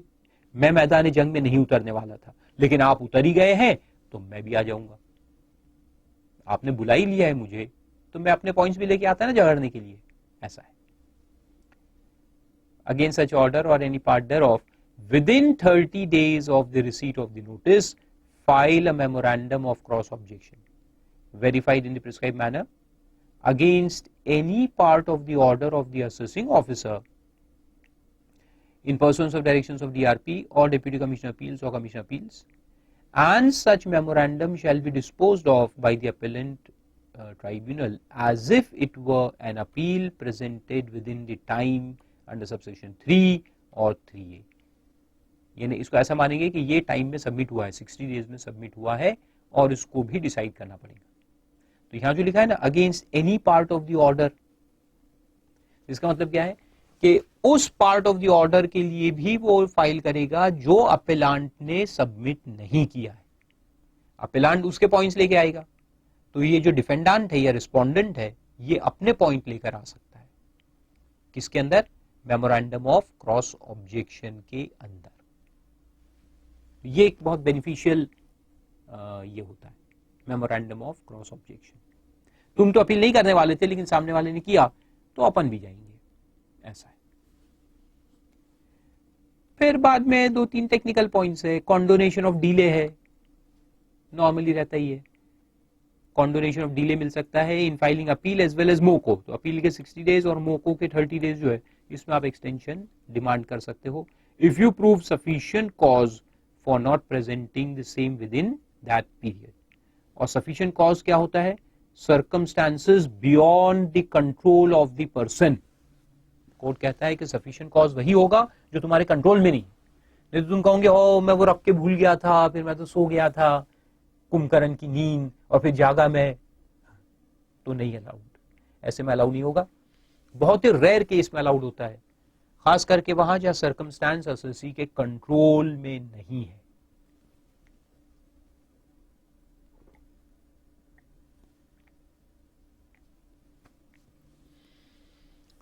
फिर आगे लिखा है कि ये जो अपील है ये फॉर्म नंबर 36 में फाइल करना है and verified in the prescribed manner. Verified यानी वो नीचे लिखते हैं ना अपन, to the best of my knowledge and belief, उसको वेरिफिकेशन स्टेटमेंट कहते हैं। And be accompanied by a fee of, fee कितना भरना है देखो, where the total income computed by AO in case to which the appeal relates is less than or equal to 1 lakh। अभी 1 लाख से कम है तो अपील में ही कौन आएगा? पागल है क्या कोई? 1 लाख से कम में कोई अपील करेगा क्या? अरे टैक्सेस 0 है तो अपील कौन करेगा? लेकिन लॉ में लिखा हुआ है 1 लाख से कम का टोटल इनकम असेस हुआ था तो 500 रुपए, 1 लाख से 2 लाख के बीच में है तो 1500 रुपए, और 2 लाख से ऊपर है तो 1% ऑफ असेस्ड इनकम और 10,000 विच एवर इज लेस, यानी मैक्सिमम 10,000 लगेगा। That's it. तो अगर कोई बहुत बड़ा कंपनी भी अपील कर रहा है जिसमें इनकम असेस्ड है मिलियंस में, तो फिर वहां पर 10,000 रुपए लगाएंगे। That's it. क्योंकि 1% ऑफ असेस्ड इनकम तो बहुत ज्यादा आएगा, तो अपन कितना लगाएंगे? 10,000 रुपए। And where the subject matter of appeal is not covered above, यानी subject matter of appeal penalty वगैरह है, इनकम से रिलेटेड नहीं है, कोई और मैटर है, पेनल्टी है, या वो रजिस्ट्रेशन हमारा कैंसिल हो गया 12AA के अंदर या 1023C के अंदर, तो वहां पर 500 रुपए, या स्टे एप्लीकेशन वगैरह करना है तो ऐसे केस में सब में 500 रुपए लगेगा। और स्टे में नीचे भी दिया, वैसे स्टे करवाना है तो 500 रुपए। Provided that no such fee shall be payable in case of appeal referred to in subsection 2, यानी डिपार्टमेंट अपील। जहां डिपार्टमेंट अपील है तो वहां पे फीस नहीं लगती। अब इनकम टैक्स डिपार्टमेंट यानी गवर्नमेंट का ही है ना, और कोर्ट भी गवर्नमेंट ही चलाता है, तो क्या अपने आप को पैसे देंगे? नहीं। तो डिपार्टमेंट अपील में फीस नहीं है। And secondly memorandum of cross objection, ये सबसेक्शन 4 में जो मोको है ना, तो मोको के अंदर नो फीस कितना बढ़िया है ना। तो इसमें प्लानिंग करने का कैसे कि 2 पॉइंट पे अपने को अपील में जाने का है, लेकिन अपन रुकेंगे डिपार्टमेंट के अपील फाइल करने तक। 60 डेज है तो 60 डेज अपन खामोश बैठेंगे, 59 डेज तक तो कुछ नहीं करेंगे, सब तैयारी करके रखेंगे। और जैसे ही डिपार्टमेंट अपील में चले जाएंगे 3 पॉइंट को लेकर के, तो अपने को नोटिस आएगा, फिर अपने को नोटिस आएगा तो अपन मोको फाइल करेंगे, तो अपने 2 पॉइंट आ भी जाएंगे और फीस नहीं भरनी पड़ेगी। और मान लो कि 59th डे तक अपन रुकेंगे, 60th डे तो इनकम टैक्स ऑफिस में जाके रुकेंगे, वहां ट्राइब्यूनल के ऑफिस के बाहर बैठेंगे और देखते रहेंगे शाम होने तक डिपार्टमेंट का अपील आता है क्या। अगर नहीं आ रहा है, they are not going to file appeal on 3 points, तो फिर अपन बिल्कुल आखिरी मोमेंट पे जाके अपील जमा करा देंगे ताकि टाइम लैप्स ना हो जाए। ऐसा करने का इंतजार करो डिपार्टमेंट की अपील में जाने का, अगर वो चले गए तो अपने को फ्री में जाने मिलेगा। मोको के अंदर मोको मौका है फ्री में जाने का। खैर फिर आगे बढ़ते हैं। स्टे एप्लीकेशन करना है, डिमांड के ऊपर स्टे लगवाना है, क्योंकि डिमांड तो निकल चुका है, उसके ऊपर स्टे लगवाना है, तो 500 रुपए का फीस है एप्लीकेशन के लिए। फिर सेक्शन 254 आता है, ऑर्डर ऑफ ट्राइब्यूनल। क्या बोलता है? द अपीलेट ट्रिब्यूनल में after giving both the parties an to the appeal an opportunity of being heard, pass such orders thereon as it thinks fit. Simple. दोनों पार्टी को सुनने के बाद वो अपना ऑर्डर पास करेंगे. फिर सबसेक्शन 2 में लिखा है कि अगर उस ऑर्डर में मिस्टेक हो जाए, अपेलेट ट्राइब्यूनल के ऑर्डर में अगर मिस्टेक हो जाए तो वो उसको रेक्टिफाई भी कर सकते हैं. तो सबसेक्शन 2 देखो, rectification. The appellate tribunal may at any time within 6 months from the end of the month in which the order was passed with a view to rectifying any mistake apparent from the record, just like 154 अपन ने देखा था assessment procedure के अंदर. So this is like 154. Mistake apparent from record, यानी जो visible है record के ऊपर, वो मिस्टेक को रेक्टिफाई कर सकते हैं. लेकिन रिव्यू नहीं है ये. ऐसा नहीं कि आप वापस से सब एविडेंस बुलाओ, वापस से दोनों पार्टी को सुनो और फिर डिसाइड करो, चेंज ऑफ ओपिनियन हो, वो अलाउड नहीं है. सिर्फ रेक्टिफिकेशन है of prima facie mistakes which are apparent यानी visible on the record itself. Amend any order passed by it and shall make such amendment if the mistake is brought to its notice by the assessee or the AO. यानी वो खुद से भी कर सकते हैं, खुद से भी कर सकते हैं, या असेसी के एप्लीकेशन पे या एओ के एप्लीकेशन पे भी कर सकते हैं. सिंपल. कितना टाइम है? अंडरलाइन कर दो, 6 महीने. 6 months from the end of the month in which the order was passed. 6 months from the end of the month in which the order was passed. याद रहेगा? Very good. फिर लिखता है कि provided that an amendment which has the effect of enhancing. Amendment यानी rectification. तो अगर ये रेक्टिफिकेशन ऐसा होगा कि जिससे इनकम बढ़ेगी, तो टैक्स बढ़ने वाला है, तो असेसी बेचारा एग्रीव्ड होगा ना, तो उसको अपॉर्चुनिटी ऑफ बीइंग हर्ड देने का है. अपॉर्चुनिटी ऑफ बीइंग हर्ड देने के दिए बगैर आप ये रेक्टिफिकेशन नहीं कर सकते. तो उसमें लिखा है, देखो, provided that amendment which has the effect of enhancing an assessment or reducing the refund or otherwise increasing the liability of the assessee shall not be made unless the tribunal has given notice to the assessee of its intention to do so, यानी कि show cause notice, and has allowed the assessee a reasonable opportunity of being heard. Simple. और आखिरी में दिया है कि अगर assessee application करता है रेक्टिफिकेशन के लिए तो उसको फी देनी पड़ेगी 50 रुपए की. 50 रुपीज का फी देना पड़ेगा along with the application for rectification. कितनी फी? सिर्फ 50 रुपए की फी देनी पड़ेगी. फिर सबसेक्शन 2 में लिखा है कि in every appeal the tribunal where it is possible may hear and decide the appeal within 4 years from the end of the financial year in which the appeal is filed. मैंने पहले भी कहा था ना कि ये अपील के जो टाइम लिमिट्स है ये बाइंडिंग नहीं है, ये बिल्कुल बाइंडिंग नहीं होते. ये क्या होता है? Where it is possible. अगर पॉसिबल है तो कर लो. ये डायरेक्टरी नेचर के and not mandatory. It is directory in nature and not mandatory. यानी अगर नहीं हो रहा तो कोई प्रॉब्लम नहीं, आप बाद में भी कर सकते. ऐसा नहीं है कि टाइम लैप्स हो जाएगा. लेकिन फिर उसमें लिखा है कि provided that the appellate tribunal में ऑन मेरिट ग्रांट स्टे. अगर आपके केस में दम है, वैसे तो डिमांड नोटिस है 20 लाख रुपए का, लेकिन आपने कहा कि नहीं ये बिल्कुल गलत डिमांड नोटिस है, मेरे केस में दम है और इसको ट्राइब्यूनल सुन के डिसाइड करे, तो हो सकता है कि मेरे को पेमेंट करने की जरूरत ही ना पड़े. तो फिर ट्राइब्यूनल स्टे दे देगा, डिमांड के ऊपर स्टे लगा देगा और केस को आगे बढ़ाएगा. लेकिन यहां लिखा है कि अगर स्टे लगा हुआ है, अगर स्टे दिया गया है तो 180 दिन के अंदर अंदर केस डिसाइड हो जाना चाहिए.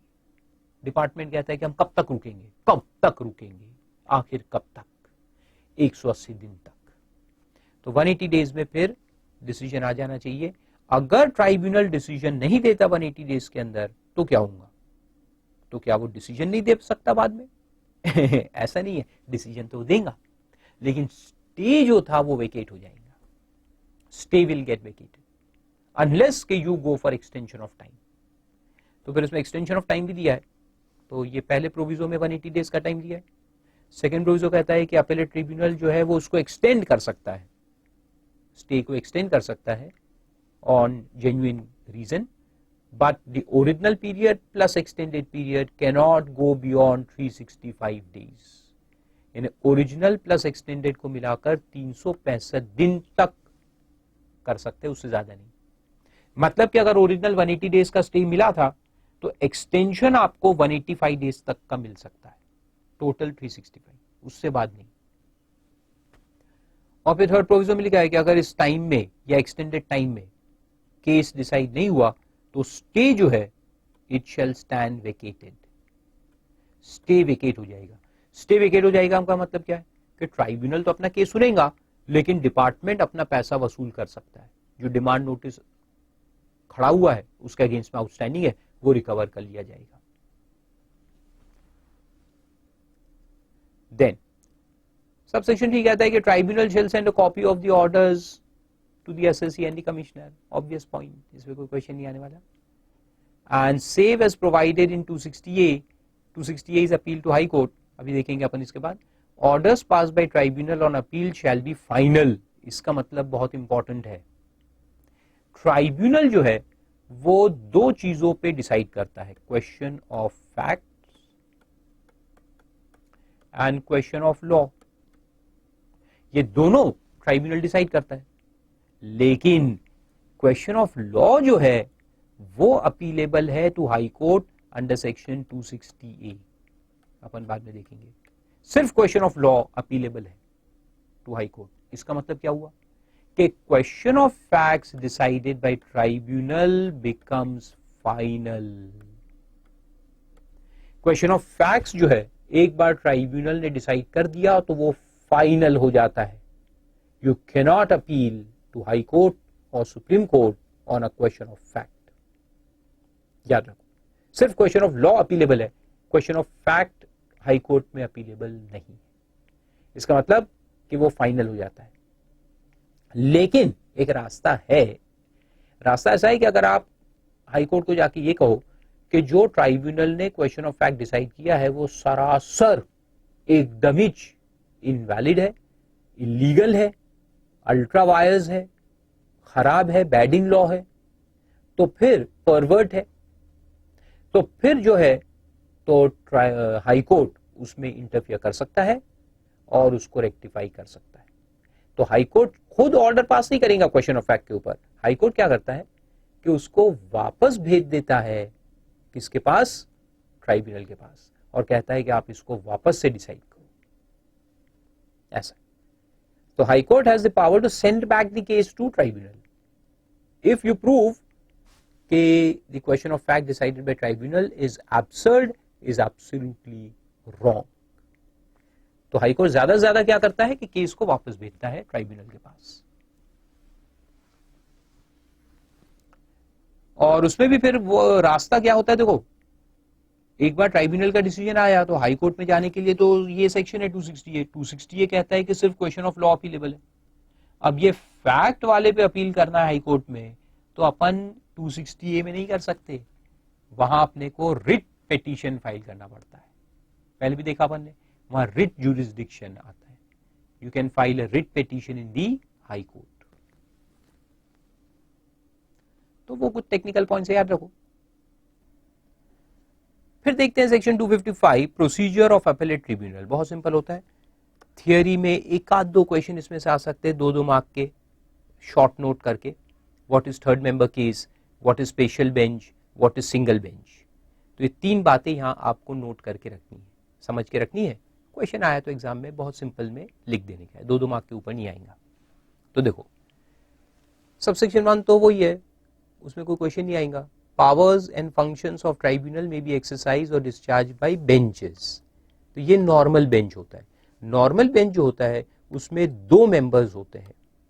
इट कंसिस्ट ऑफ 2 मेंबर्स, ठीक है। Normal bench is of 2 members, जिसमें फिर लिखा है कि the bench shell consist of 1 judicial and 1 accountant member. एक जुडिशियल मेंबर और एक अकाउंटेंट मेंबर उस पर रहेगा। तो ट्राइब्यूनल में 2 तरह के मेंबर्स होते हैं, यानी मेंबर्स यानी जजेस, यू कैन से। जुडिशियल जो लॉ डिपार्टमेंट से आते हैं, they are experts in law, and accountant members who are experts in accounts and finance. Even CAs like you and me can become members of tribunal. 10 साल का अगर practice है हमारा, फिर एक एग्जाम देना होता है, क्वालिफाई करना होता है, फिर इंटरव्यू होता है, फिर अपने को अपॉइंट करेंगे एज मेंबर ऑफ ट्राइब्यूनल. तो अगर आपको बनना है तो आप बन सकते हो, लेकिन 10 साल का प्रैक्टिस पहले होना चाहिए. तो उनको अकाउंटेंट मेंबर्स कहते हैं. तो एक जुडिशियल और एक अकाउंटेंट मेंबर होना जरूरी है. ठीक है. देन थर्ड पॉइंट कहता है कि प्रेसिडेंट और any other member of tribunal authorise in this behalf by the central government may sitting singly. तो प्रेसिडेंट अकेला बैठ के डिसाइड कर सकता है, या फिर वो मेंबर जो गवर्नमेंट से ऑथोराइज है वो अकेले भी केस को डिसाइड कर सकते हैं. अकेला यानी कि सिंगल बेंच, इसको सिंगल बेंच कहते हैं. तो शॉर्ट नोट में आएगा what do you mean by single bench. ये लिखेंगे अपन सबसेक्शन 3. प्रेसिडेंट या और कोई मेंबर जो ऑथोराइज्ड है वो अकेला बैठ के डिसाइड कर सकता है. तो लिखा है उसमें देखो, sitting singly dispose of any case which has been allotted to the bench of which he is a member and which pertains to the assessee whose total income as computed by the assessing officer in the case does not exceed rupees 50 lakhs with effect from 1st June 16. इसके पहले 15 लाख की limit थी, अब उसको बढ़ा के 50 कर दिया है. तो इसको सिंगल बेंच कहते हैं. और ये क्या है, इसको कहते हैं चिल्लर केस, छोटे केसेस. तो जो छोटे केसेस है वहां 2 दिमाग लगाने की जरूरत नहीं है, एक दिमाग भी काफी है. 1 माइंड इज इनफ. तो ऐसे जो चिल्लर केस है वो सिंगल बेंच भी डिस्पोज ऑफ कर सकते हैं. तो ये क्यों, क्योंकि इतने सारे केसेस जमा हो जाते हैं ना ट्राइब्यूनल में, और इतने लोग नहीं है और इतना टाइम लगता है. तो 2 लोग बैठ के एक केस पे दिमाग लगाए, उससे तो 2 लोग बैठ के 2 केसेस को हैंडल कर ले. ये एक केस निपटा दे, वो दूसरा केस निपटा दे, कितना जल्दी होगा ना काम डबल फास्ट हो जाएगा. तो इसलिए जो छोटे केसेस है, यानी जहां पे असेस्ड इनकम 50 लाख से कम है, तो उनको सिंगल मेंबर भी डिस्पोज ऑफ कर सकते हैं. तो इसको सिंगल बेंच कहते हैं. तो उसकी लिमिट याद रखो. और उसी के बाद लिखा है कि प्रेसिडेंट में, जो प्रेसिडेंट ऑफ ट्राइब्यूनल होता है, में for disposal of any particular case, ये बड़े case, important case, huge case जो होते हैं, बड़े huge amount of money is involve, उसके लिए स्पेशल बेंचेस बनाए जाते हैं. Constitute special bench. तो स्पेशल बेंच का मतलब क्या है, नॉर्मल बेंच 2 लोग, सिंगल बेंच 1. तो स्पेशल बेंच क्या होगा, जहां 3 या उससे ज्यादा मेंबर्स बैठेंगे, उनको स्पेशल बेंच कहते हैं. 3 और मोर, इट कैन बी 5, 8, 9, कुछ भी हो सकता है, depending upon the how big are the cases. In simple sense, जितना बड़ा केस उतने बड़े बेंच को अपॉइंट करेंगे, और जितना इंपॉर्टेंट केस उतने बड़े बेंच को अपॉइंट किया जाता है. ज्यादा से ज्यादा दिमाग लगाने की जरूरत पड़े तो ऐसे बेंच फॉर्म होते हैं. तो देखो उसमें लिखा है कंसिस्टिंग ऑफ 3 और मोर मेंबर्स. अब 3 से ज्यादा है, 3 या उससे ज्यादा, तो उसमें एक अकाउंटेंट और एक जुडिशियल होना जरूरी है. एक अकाउंटेंट मेंबर रहेगा, एक जुडिशियल रहेगा, और फिर अकाउंटेंट जुडिशियल कितने भी हो सकते हैं. तो अगर समझ लो कि 3 मेंबर का बेंच बना, तो उसमें तीनों के तीनों जुडिशियल नहीं हो सकते, तीनों के तीनों अकाउंटेंट भी नहीं हो सकते. एक जुडिशियल, एक अकाउंटेंट होना जरूरी है. And then you can have any number of accountant and judicial members. तो वो टेक्निकल बात है, उसके अंदर समझ में आया तो उसको बोलते हैं स्पेशल बेंच. और उसी के बाद सबसेक्शन 4 में दिया है third member case. Third member case क्या होता है, देखो एक डिवीजन बेंच है, अपना काम, अच्छा सॉरी, पहले तो लिखा है कि अगर डिफरेंस ऑफ ओपिनियन अराइज हो, जैसे डिवीजन बेंच है, डिवीजन बेंच है 2 मेंबर बेंच जो नॉर्मल है, उसको डिवीजन बेंच भी कहते हैं. अकाउंटेंट जुडिशियल, 5 मैटर्स थे, यानी एक केस था जिसमें 5 पॉइंट्स थे, 5 क्वेश्चंस थे. 5 क्वेश्चन में से 4 पे तो उनकी सहमति है, एक क्वेश्चन जो है वहां डिफरेंस ऑफ ओपिनियन आ गया है, एक मेंबर का ओपिनियन अलग है, दूसरे का अलग है. या स्पेशल बेंच में भी हो सकता है. स्पेशल बेंच अगर 5 लोगों का है, उसमें एक का व्यू अलग आ रहा है, 4 सहमत में है और एक अलग आ रहा है, तो मेजॉरिटी हो जाती है. तो यहां पे बोला है कि जब भी एक बेंच में डिफरेंस ऑफ ओपिनियन आए तो डिसीजन जो है वो मेजॉरिटी से दिया जाएगा। तो अगर 5 लोगों का बेंच है, 4:1 है, 4:1 का डिफरेंस आ रहा है, तो 4 लोग जो कह रहे हैं वो फाइनल डिसीजन माना जाएगा। सिंपल। 3 भी है और 2:1 का डिफरेंस ऑफ ओपिनियन आ रहा है, तो जो 2 का ओपिनियन है वो फाइनल माना जाएगा। That is the decision of the tribunal. Majority decision is to be taken. Simple. लेकिन अगर 2 ही लोग हैं और उनमें डिफरेंस आ गया है तो फिर क्या करेंगे? फिर प्रॉब्लम आ गया ना। 2 ही लोग हैं और डिफरेंस है तो मेजॉरिटी नहीं बन रही, तो फिर ये लोग प्रेसिडेंट को बताएंगे कि भाई हम 2 लोग हैं और हमारे बीच में डिफरेंस आ गया। प्रेसिडेंट फिर और एक आध मेंबर को वहां भेजेगा। ये जो नया मेंबर आएगा उसको थर्ड मेंबर कहते हैं, he is called as a third member. ये थर्ड मेंबर भी उस पॉइंट को सिर्फ सुनेगा, बाकी पॉइंट्स नहीं। अगर 5 में से 1 पे डिफरेंस है तो ये सिर्फ वो डिफरेंस वाला जो पॉइंट था, डिफरेंस ऑफ ओपिनियन वाला, सिर्फ उसको सुनेगा और उसका व्यू देगा और फिर मेजॉरिटी बन जाएंगी 2:1। जो ओरिजिनल 2 लोग ने सुना प्लस इसने जो सुना, ये तीनों को मिला के फिर मेजॉरिटी व्यू निकालेंगे। तो 2:1 मेजॉरिटी जिसके फेवर में जाएगा वो डिसीजन फाइनल माना जाएगा। तो उसको फिर थर्ड मेंबर केस कहते हैं। तो एक आध बार क्वेश्चन आ सकता है, what is difference in special bench and third member case? तो स्पेशल बेंच वो होता है जो पहले से ही 3 लोगों का होता है, 3 या 4 या 5 या 6, उसको स्पेशल बेंच कहते हैं। लेकिन ये जो थर्ड मेंबर केस है इसमें क्या है कि बेंच तो नॉर्मल बेंच है 2 लोगों का, लेकिन डिफरेंस ऑफ ओपिनियन आने की वजह से थर्ड मेंबर को अपॉइंट किया गया और थर्ड मेंबर पूरा केस नहीं सुनता, वो सिर्फ वो पॉइंट पे सुनेगा जहां डिफरेंस ऑफ ओपिनियन है, बस सिर्फ उस पे उसका ओपिनियन देगा, बाकी पॉइंट्स पे उसका ओपिनियन नहीं देगा। तो वो थर्ड मेंबर केस। और स्पेशल बेंच में अगर 3 लोग हैं तो वो तीनों लोग पूरा केस सुनेंगे और पूरे पॉइंट्स पे डिसीजन देंगे। वो डिफरेंस आ सकता है कभी एग्जाम में, तो वो यहां एक बार पढ़ो आप। डिफरेंस ऑफ ओपिनियन में मेजॉरिटी व्यू लिया जाएगा अगर मेजॉरिटी है तो, और अगर नहीं है तो फिर प्रेसिडेंट को बोलो, प्रेसिडेंट और एक मेंबर को भेजेगा, वो मेंबर भी अपना ओपिनियन देगा उस पॉइंट के ऊपर और फिर मेजॉरिटी निकाली जाएगी। सिंपल। और सबसेक्शन 5 लास्ट में कोई पढ़ने की जरूरत नहीं है, उसमें लिखा है कि ट्राइब्यूनल अपना काम कैसे करना, प्रोसीजर वो खुद डिसाइड करेगा। कितने बजे ऑफिस खोलना, कितने बजे बंद करना, लंच कितने बजे लेना, चाय कितने बजे पीना, चाय कौन सी आएंगी, टाटा टी आएगी कि लिप्टन आएगी, तो वो सब वो खुद डिसाइड करेंगे। फिर उसके बाद उसमें कुछ क्वेश्चंस है वो देख लेते अपन। देखो पहला क्वेश्चन है कि can rectification order under 254 of the income tax act be pass by the tribunal beyond 6 months from the end of the month in which the order sought to be revised. हाँ, 6 महीने के बाद क्या वो rectify कर सकता है?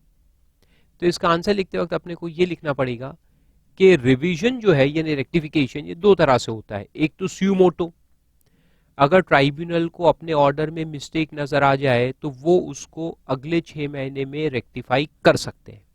जिस महीने में ऑर्डर पास किया उसके आगे 6 महीने में रेक्टिफाई कर सकते हैं। करेक्ट। 6 महीने लैप्स हो गए तो फिर ट्राइब्यूनल रेक्टिफाई नहीं कर सकता क्योंकि that is a maximum time for suo moto rectification.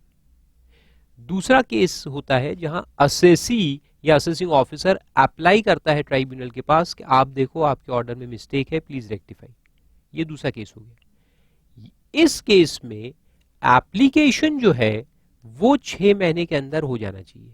तो असेसी या असेसिंग ऑफिसर 6 महीने के अंदर जो टाइम है उसमें अगर एप्लीकेशन कर देता है तो फिर उस एप्लीकेशन को ऑन मेरिट डिसाइड करना कंपलसरी होता है ट्राइब्यूनल को। Tribunal has to decide that application on merit of the case. अगर मिस्टेक है तो उसको रेक्टिफाई करना ही पड़ेगा, even if 6 months have lapsed, rectification will have to be done. Correct. Same preposition 154 में भी है। 154 में भी same rectification of mistake apparent from record, जो असेसिंग ऑफिसर का राइट हमने देखा था, वहां भी सेम है। वहां 4 साल का टाइम था, यहाँ 6 महीने का टाइम है, लेकिन प्रपोजिशन सेम होता है कि अगर एप्लीकेशन टाइम के अंदर आ गया है तो उसको डिस्पोज ऑफ करना कंपलसरी है, रेक्टिफिकेशन कंपलसरी होता है, even if 6 months have lapsed, the rectification will have to be carried out. तो वही आंसर यहाँ लिखा है देखो कि the issue as to whether a rectification order can be passed by the tribunal under 254 beyond 6 months from the end of the month in which the order sought to be rectified has been addressed in Shri Iyengar Spinning and Weaving Mills 2008 Supreme Court. Section 254(2) dealing with the power of the tribunal to pass the order of rectification mistake is in two parts. वही दो part है, एक तो suo moto और एक on application. The first part refers to suo moto, exercise of the power by the tribunal, whereas the second part refers to rectification on application by the assessee or the assessing officer bringing any mistake to the notice of tribunal.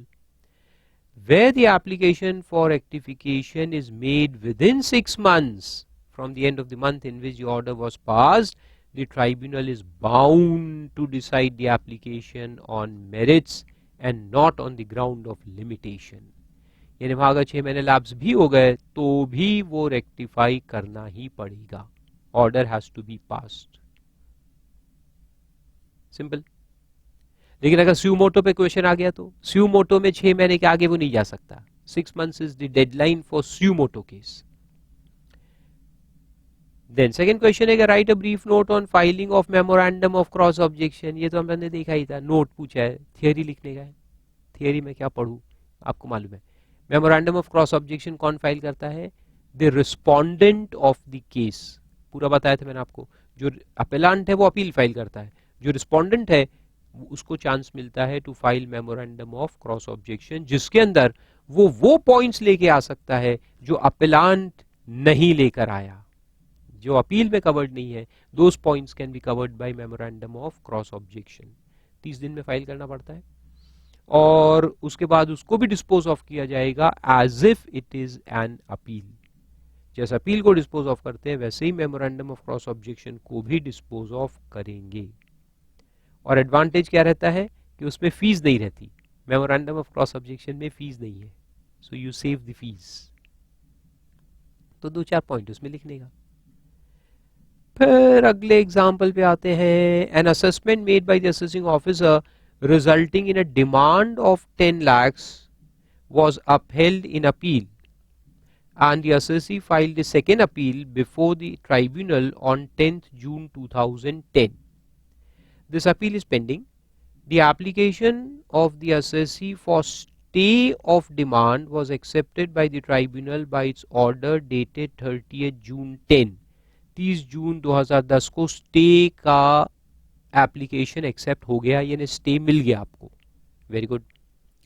Ignoring the stay granted, the assessing officer attached the bank account of the assessee on 15th March 11 हो and collected the demand outstanding. Discuss the correctness of AO's claim. Stay मिल गया, उसके बाद भी उसने demand execute कर डाला, तो क्या वो सही है? तो देखना पड़ेगा सही है कि नहीं. देखो स्टे मिला तो कितने टाइम का होता है? स्टे 180 डेज का होता है. Stay is maximum 180 days. अगर 180 डेज में एक्सटेंशन चाहते हो तो एप्लीकेशन फॉर एक्सटेंशन करना पड़ता है, जहां एक्सटेंशन मिल सकता है, लेकिन original plus extended can not go beyond 365 days. ये अपने पढ़ा है ना. तो देखो 30 जून 2010 को तुमको स्टे मिल गया, तो 30 जून 2010 से अगर आप 180 डेज काउंट करोगे, यानी अप्रॉक्स 6 महीने, तो जुलाई अगस्त सितंबर अक्टूबर नवंबर दिसंबर के आसपास, आई थिंक 27-28 दिसंबर के आसपास 180 डेज कंप्लीट हो जाएंगे. तुमने application for renewal of stay किया क्या? एक्सटेंशन का एप्लीकेशन डाला गया? नहीं डाला. तो बस दिसंबर में तुम्हारा स्टे वेकेट हो गया, और दिसंबर में स्टे वेकेट हो गया और उन्होंने मार्च 11 में रिकवरी की, तो रिकवरी वैलिड है ना. स्टे पीरियड के बाद है, स्टे वेकेट हो चुका है, तो recovery is valid. AO's action is valid in law. देखो नीचे आंसर वही दिया है. पहले तो वही एक्सप्लेन किया है कि स्टे 180 डेज का होता है, एक्सटेंडेबल है, लेकिन एग्रीगेट 365 डेज से ज्यादा नहीं हो सकता. और इस केस में 180 डेज एक्सपायर हो गए हैं 27 दिसंबर 2010 को. देखो 27 दिसंबर 2010 को 180 डेज एक्सपायर हो गए, और असेसी ने कोई एप्लीकेशन फॉर एक्सटेंशन तो फाइल ही नहीं किया है, has not filed any application for extension of stay. तो फिर 27/10 को एक बार स्टे वेकेट हो गया और केस डिस्पोज ऑफ नहीं हुआ है, तो एओ को राइट मिल जाता है to make the recovery of demand notice. तो उसने जो मार्च में डिमांड नोटिस एग्जीक्यूट किया 15 मार्च को, वो करेक्ट है, कोई नुकसान नहीं है, it is valid in law.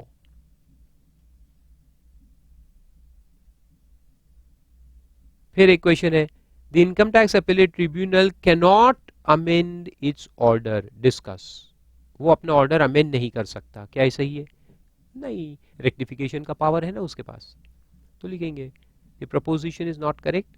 Under section 254(2) the tribunal में विद इन 4 years लिखा है, उसको काट के कर दो 6 months। ये पुराना, जब ये क्वेश्चन एग्जाम में आया था तब 4 साल हुआ करता था, लेकिन 2016 ऑनवर्ड्स ये 6 महीने है। 6 months years को काट दो, from the date of order को भी काट दो, 6 months from the end of the month in which the order is passed. 6 months from end of month, ऐसे लिख दो, फ्रॉम एंड ऑफ मंथ। अभी आजकल 6 महीने का टाइम है ना।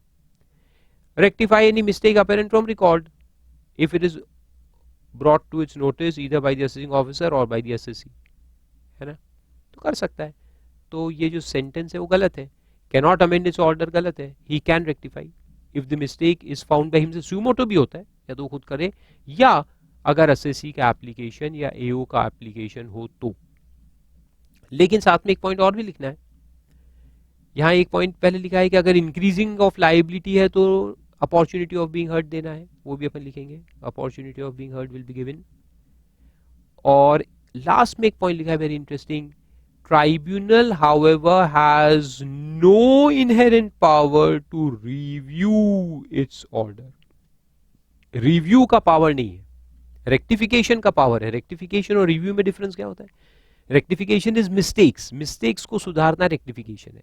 रिव्यू यानी कि वापस से केस को खोल के बैठ जाना, वापस एविडेंसेस बुलाना, वापस से एसएससी को बुलाना, पूछताछ करना, इन्वेस्टिगेशन करना और एक नए कंक्लूजन पे पहुंचना, उसको रिव्यू कहते हैं। वो पावर नहीं है, वो पावर बिल्कुल नहीं है, हरगिज नहीं है। सिर्फ रेक्टिफिकेशन ऑफ मिस्टेक का पावर होता है। तो अमेंडमेंट का सवाल पूछा है, तो अमेंडमेंट अगर मिस्टेक का है तो हो जाएगा, लेकिन रिव्यू का सवाल है, ओपिनियन चेंज का सवाल है, तो नहीं हो सकता। Tribunal doesn't have that power.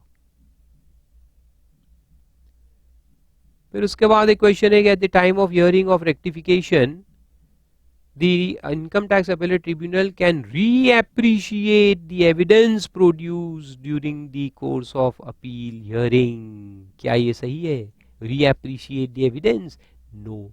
तो यही क्वेश्चन पे है, देखो रिव्यू, तो रिव्यू पे ही अगला क्वेश्चन है। रीएप्रिशिएट एविडेंस यानी वापस से एविडेंस को इवैल्यूएट करना, ये अलाउड नहीं है, because that will become review. Review allowed नहीं है। तो इससे लिखा है कि the preposition is not correct. This is because 254(2) gives the tribunal power only to amend an order passed by it, either suo moto or on application made by SSC or the officer, with a view to rectifying any mistake apparent from record at any time within, फिर से 4 years लिखा है, उसको काट के कर दो 6 months। 6 months, 6 महीने में सिर्फ रेक्टिफिकेशन करने का पावर है, रिव्यू का पावर नहीं है। इसलिए फिर आगे लिखा है the power is very limited, such power are confined to rectifying mistakes apparent from the record. Mistake has to be such that which for which no elaborate reasons or inquiry is necessary. Apparent from record का मतलब तो है ना सीधी सादी mistake, जिसमें कोई evidence बुलाने की जरूरत नहीं है, कोई एविडेंस को खोल के वापस से देखने की जरूरत नहीं है, simple mistake. Accordingly, reappreciation of evidence placed before tribunal during the course of appeal hearing is not permitted. It cannot re-adjudicate the issue afresh under the garb of rectification. इन्हें rectification बोल के reappreciation नहीं हो सकता, review नहीं हो सकता। आया समझ में? सिंपल है। तो डिपार्टमेंट अपील में जाएगा तो भी लिमिट, डिपार्टमेंट मोको फाइल करेगा तो भी लिमिट, दोनों में लिमिट।